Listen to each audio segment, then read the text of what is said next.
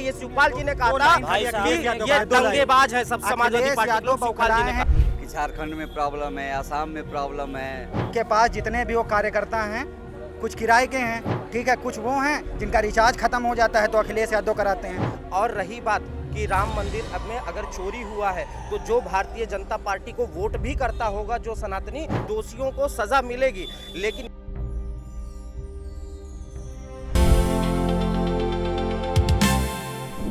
क्या कहें? देखिए 2000 अभी ये जो बता रहे हैं कि अपना प्रॉब्लम खुद ही बता रहे हैं कि झारखंड में प्रॉब्लम है, आसाम में प्रॉब्लम है, यहाँ प्रॉब्लम है। प्रॉब्लम है क्यों? सरकार आपकी है, डबल इंजन की सरकार है, हर जगह सरकार है, तो प्रॉब्लम क्यों? आप खुद प्रॉब्लम गिना रहे हो। विपक्ष पार्टी, कोई बोलेगा नहीं बता, विपक्ष पार्टी को प्रॉब्लम गिनाना चाहिए, लेकिन आप खुद सरकार में हो, खुद प्रॉब्लम गिना रहे हो। चोरी हो गई, पहले चोरी क्या हुई तो अब आप भी चोरी करोगे।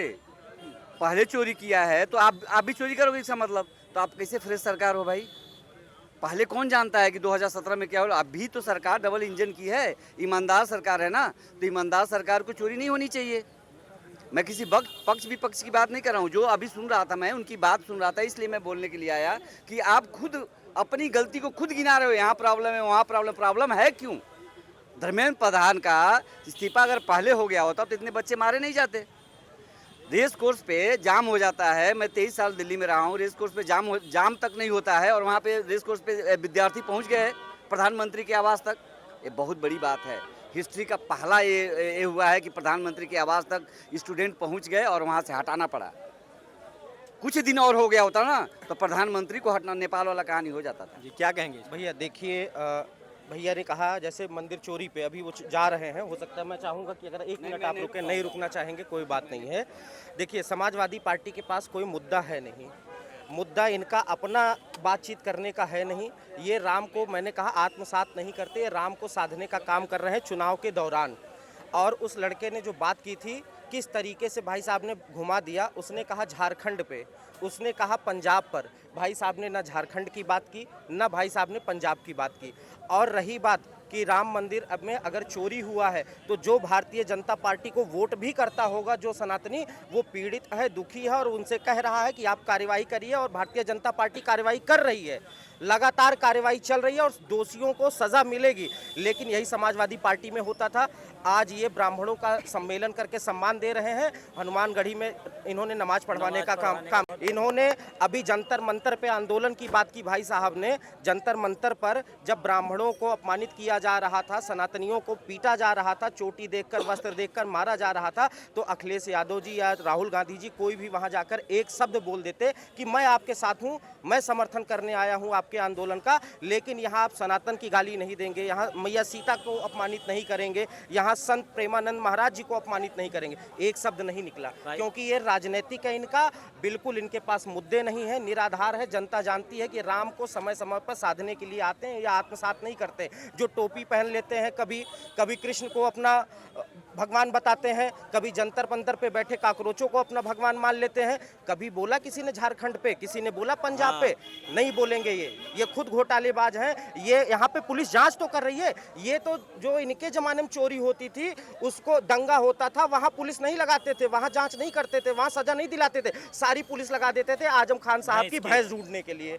तो यहाँ पे तो कम से कम अगर किसी ने गलती किया है तो सजा मिल रही है। वहाँ पर केवल भैंस ढूंढने के लिए सारी पुलिस लगा देते थे।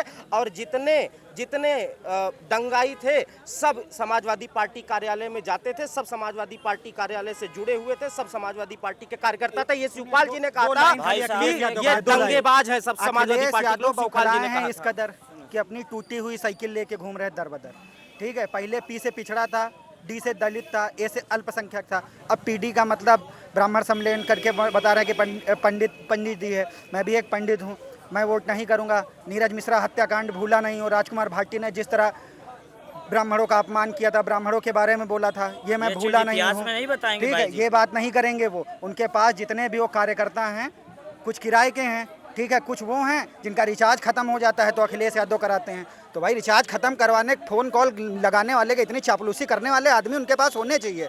हम जैसा ब्राह्मण कभी उनको वोट नहीं करेगा। जहाँ ब्राह्मणों का सम्मान नहीं है, नाम पूछेंगे आपसे और कहेंगे मिश्रा जी है, कहने मिश्रा जी कुछ तो शर्म करो, पीछे जाओ पीछे जाओ, ऐसे ऐसे हम उनको वोट देंगे। सर पहले तो मैं आपको एक हाथ जोड़कर निवेदन करूंगा कि हमारे लोकतंत्र की परिभाषा के अनुसार आप लोग डिबेट किया करिए।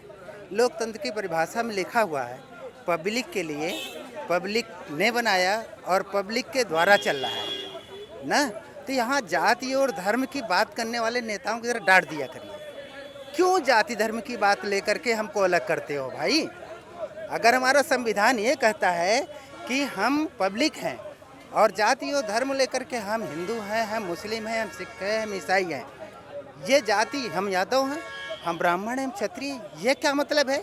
आपने एक सेकंड रुकिए, उनको बोल लेने दीजिए। आप बात करिए विकास पर कि आपने अपने 63 इतने जिलों में कितना विकास अखिलेश यादव ने किया, मायावती जी ने किया या बाबा जी ने किया ना। वो विकास की प्रक्रिया दिखाएं, पब्लिक को दिखाएं ना।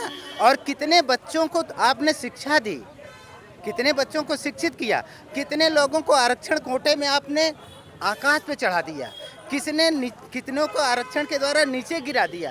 तो ये धर्म और जाति की राजनीति जब तक इस देश में चलती रहेगी तब तक इस देश का नाश होना ही होना है, ये जान लो आप। यहाँ से धर्म और जाति को हटाना ही हमारे लिए बहुत हितकर होगा, ये हमारे बच्चों के लिए हितकर होगा। हमें शिक्षा चाहिए, हमें विकास चाहिए, हमारे लोगों के बीच में एक मानवता का भावना होना चाहिए। हमारा संविधान ये नहीं सिखाता है कि हम जाति में लड़ें और बटें। क्या कहेंगे? तो महाराज जी एक सेकंड, ये बताइए जातिवादी लाया कौन था? हमारे तो मनुस्मृति में कभी जाति थी नहीं, 4 जाति थी, क्षत्रिय, ब्राह्मण, शूद्र, वैश्य।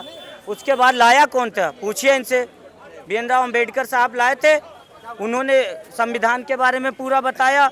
मनुस्मृति के हिसाब से सब इक्वल था, कोई मुस्लिम नहीं, कोई हिंदू नहीं, कोई कुछ नहीं, सिर्फ सब सनातनी थे। इन्होंने, गांधी जी ने पूरे देश का बंटवारा किया, हिंदुओं को अलग कर दिया, मुसलमानों को अलग कर दिया।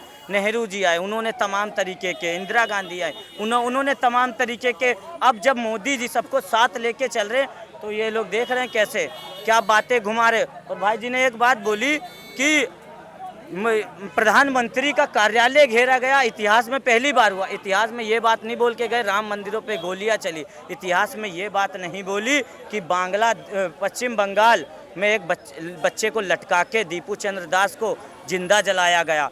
पंडितों के साथ नरसंहार किया, राजकुमार भाटी ने गाली दी, इतिहास में पहली बार। ये कोई बात नहीं महाराज जी बोल के गए, पंडित जी हैं और अखिल भारतीय संगठन सेना के कुछ अध्यक्ष पता नहीं क्या हैं वो है, ठीक है। अगर सोचा जाए, हमको सबसे बड़ी चीज़ सोचा जाए तो ये बीजेपी को टारगेट करना बंद कर दो, क्योंकि बीजेपी ने जितना आपके बच्चों के लिए और आपके भविष्य के लिए। 27 में किसकी सरकार बनने जा रही है? देखिए 27 में पूरी तरीके से बन चुकी है सरकार, बस वोट डलवा दो, आज ही डलवा दो, आज ही बीजेपी की सरकार आ जाएगी, भाजपा की सरकार। बिल्कुल भाजपा की सरकार आने वाली। तो आपने देखा भाई, अभी से 2027 की चुनावी रण तैयार हो गया है।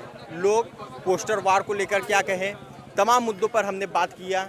ये हम भाजपा मुख्यालय पर थे तो लोगों ने सपा के बारे में क्या कहा, कुछ लोग भाजपा के विरुद्ध में क्या कहा, सब कुछ आपने सुना। सब कुछ कैमरे पर रिकॉर्ड है। कैमरामैन उत्कर्ष के साथ मैं शिवम पांडे।